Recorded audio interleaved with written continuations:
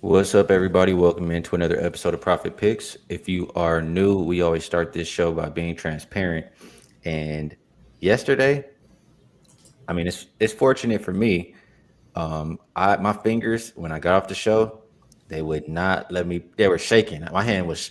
sh- I couldn't even push confirm on Chicago Sky, and I saved myself some money. So I know I left that on the show, but I didn't push confirm. I ended up 3-0 yesterday. I had the over in the Mystics game. I had Airy over 4.5 assists, and I had under 165 in the Storm game. So all three were pretty good, and we'll see if we can do that again here today. Vino, good to be back with you. How was everything for you yesterday? How you feeling today? I'm good today, Skee. Yesterday was a good day. Probably could have been better. I got a little bit too cute and tried to play the Sparks Washington rather than just taking full game over. Tried first half, and obviously the second half was the bigger scoring half, where both teams went crazy.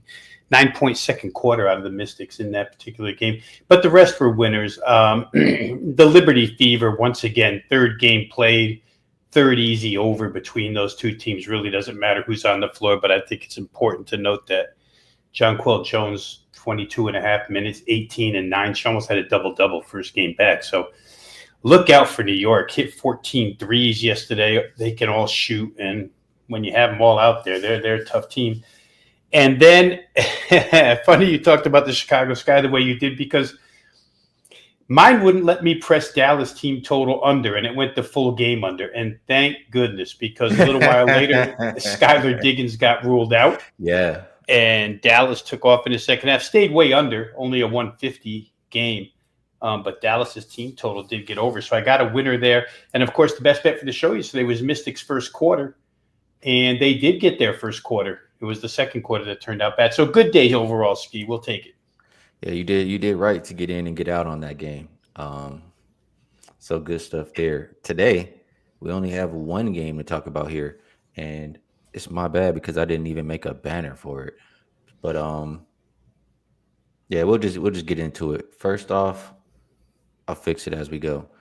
It's the Atlanta Dream heading into Phoenix to take on the Mercury, and this one opened up -6.5. We now see -7.5, and the total looks like it opened 160.5. Mostly see 163.5. So boom, there we go right there. Injury report for the Mercury. I see Kalani Brown is listed as probable. Makani is out, starting point guard there. And then for the Dream, they're still without Ryan Howard. The Dream are on a back to back. You never know if you can get others ruled out throughout the day. But as of right now, that is the injury report. I would think, they're not too exhausted coming off of All-Star break, but going into All-Star, they did play, I think, 3 straight road games, come out and play last night, have to travel again here to Phoenix. Um, Still not an ideal spot for the Dream. For the Mercury, finally getting a little bit more depth, getting healthier. Satu looks like she'll be back. Kalia Copper will be back. Just really missing that guard position there. So I can't help but think, I mean, Mercury are the well rested team. Mercury are the better team. They're at home. Why should we look any way other than the Phoenix Mercury tonight, Ravino? Initially the money didn't, Skee. They pushed this thing all the way to 8.5.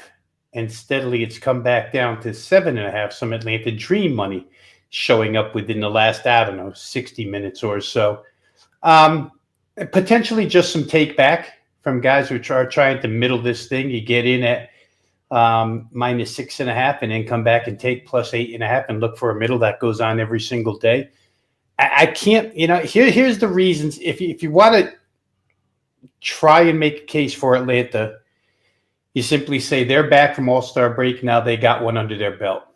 Unfortunately for them, it's a travel situation, right? Back to back with travel. Not that Las Vegas to Phoenix is anything difficult, but it's still back to back with travel for the Dream. And if you want to look at the negative side of Phoenix, first game in 7 days and first game in 16 days for Satu and Kalia Copper. Also, I think Lexi Held is back for that. They've got everybody back now. And they added Dewana Bonner in the process, who actually looks like she realized now that you get paid to play and not complain. She had a great game her last game out. So Phoenix is extremely deep. I look at the guard play for Atlanta, Skee, and they were taxed last night minutes-wise in a blowout situation. Jordan Canada, 36 and a half minutes, and Alicia Gray, 35, almost 36 minutes.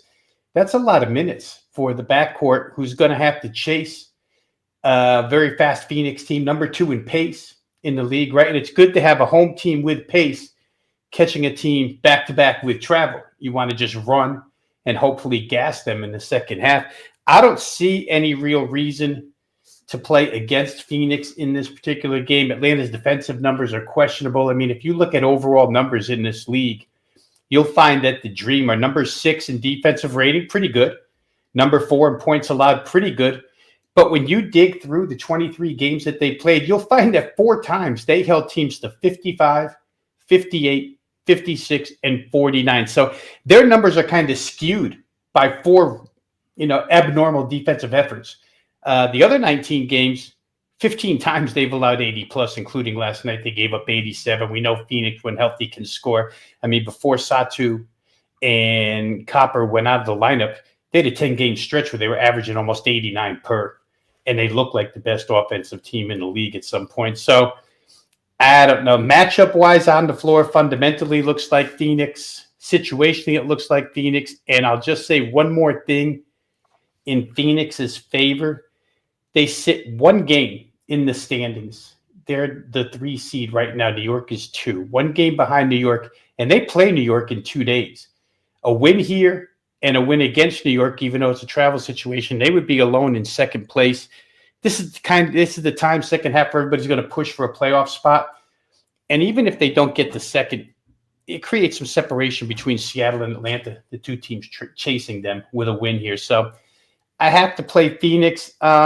Team total 85.5 Skee for the Mercury.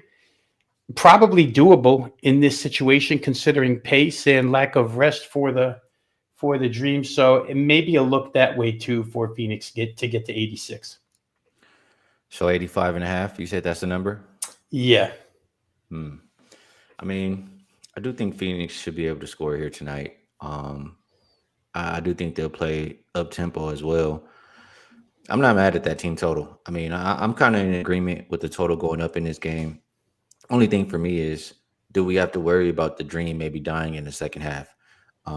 But odds makers maybe see it a little bit different. The first half is only 80, and the full game is 163.5 or 164 now. So shaded a little bit more towards points in the second half, as far as what odds makers think. But it's Phoenix or over for me. To Casey in the chat, says haircut got Skee looking like Ronald. Man, there's no way. We need a side-by-side so I can understand that comment, because Casey just want to throw some kind of jab, you know how it goes. You guys haven't seen me since I got my haircut, I don't think, though. Actually, no, you saw me yesterday. I got a haircut last Tuesday, but anyway. Mercury or over. Mark likes the Mercury, and he also says, I think this is some kind of like alternate parlay for them to win, and over 154.5 and minus 115. So he's taking them a couple different ways there. Prop wise, it was nothing I really loved tonight. I'll say it does look like size advantage as far as ATL maybe grabbing rebounds. Maybe I'll look towards Bree Jones rebounds. But other than that, maybe actually you get Satu back, you get Kalia Copper back. I mean, Alyssa Thomas not going to have to do so much scoring anymore. Maybe we look towards either her points prop under, or we look towards her assist prop over because she has more help. Those are ways I would think to look at for props. Anything for you in that regard, Veno? I know you're not prop heavy. Yeah, and I think Phoenix is hard where player points are concerned, because they can disperse them so many different ways. Could be Satu. For all we know, Sammy Whitcomb could come out and hit 6 threes again. You know what I mean? So they've got so many weapons now, so deep, and it just reminds me that what was it? 17 to 1. What'd you get price tag on them to win the whole thing? 18-1. Yeah, 18-1. Yeah, I mean that's when they're healthy, they look really good. So for me, it's hard for them points wise. Size advantage, I'm not so sure that it's clear here for Atlanta because Natasha Mack also grabbing rebounds for Phoenix. So I'd probably, for me, if I'd probably have to look at somebody to make threes. And you probably if you're Atlanta, you need a big night out of one of the guards. The guards didn't do a heck of a lot last night for Atlanta. And if they're going to stay in this thing, it's got to be one of those two, Jordan Canada or Gray. If I had to, I would look that way. But like I say, I'm not going to play anything prop wise. All right, fair enough. That is the game for today. Tomorrow, let's see how many we have tomorrow. I think we have 3. Yeah, we have 3 tomorrow and 3 on Friday. So should be a more packed show, more to choose from. But that's all we have for today. So before we move to best bets, let's go ahead and let's toss this up there. And I didn't even read it, but I know kind of what it is. It's a chance to get involved with both Rob Veno and myself for the rest of the WNBA season. Looks like the total is $288, saves you $91 off the regular price, and it comes out to just $3 per day. And you'll get every selection from both Rob Veno and myself. WNBA, if it goes the full season, it would end on October 19th. So that's what we have there. All right. Now, Vino, it's time for best bets. I'll ask you if there's anything else you would like to promote. And if you would like to leave a best bet for the show, feel free. If not, it's all good. Yeah, the promotion for the two of us, obviously, I'll say one more time, like we did yesterday. If you purchase the month of August, you'll get the rest of July absolutely free from Wager Talk. And August brings a lot more to choose from than July does as football becomes a real thing in a couple of weeks here with NFL preseason and college football. A couple of weeks included in that offer because there's a couple of weeks of college football before August ends. So once again, you can buy an all-access package every play either one of us releases from now till then in any sport, including the 5%, and you'll get the rest of July absolutely free. Skee, I'm not going to release a best bet here just because I didn't play the game. I do like the Mercury side, and I could very well, on a personal level, get there later on. That would be the way I'd lean here, is Phoenix Mercury. And also, as I said earlier, perhaps over 85.5 looks a little bit too low for me. For a team like Phoenix that can, when they're all together, they can really score. And that first half, second half might be tilted toward the second half where total is concerned. Odds makers may think it might take Phoenix a little bit to get going here, but if they get going, 86 doesn't seem that hard. So those are two leans I'll leave you with, but nothing in the best bet category. All right. Well, for myself, I'm gonna go ahead and give it to you guys because yesterday was kind of dirty. I felt pretty bad because I talked about the Sky and I didn't end up getting there, and I did feel bad for anybody who took the Sky. So today we are taking the Mercury. I still think 7.5 is solid. I think it's a double-digit win. So Mercury, somebody in the chat is asking first half or full game for them. I would go full game personally. And also, you never know. You could get somebody ruled out for Atlanta throughout the day. So that will be my best bet for the show. Vino, appreciate you taking the time to come break down this game with me. Tomorrow we'll have a little bit more to talk about. It's always good breaking them down with you. Everybody in the chat, you guys help make the show what it is. And I always want to let you know how much you are appreciated as well. Everybody else out there, Twitch, X, YouTube Shorts, YouTube, Kick, Spotify, Apple. It's a lot of different ways to listen to the show, and we appreciate everybody who's tuning in. So tomorrow we'll be back to talk about the 3 games at 10:30 a.m. Pacific Standard Time, and we will catch you all then.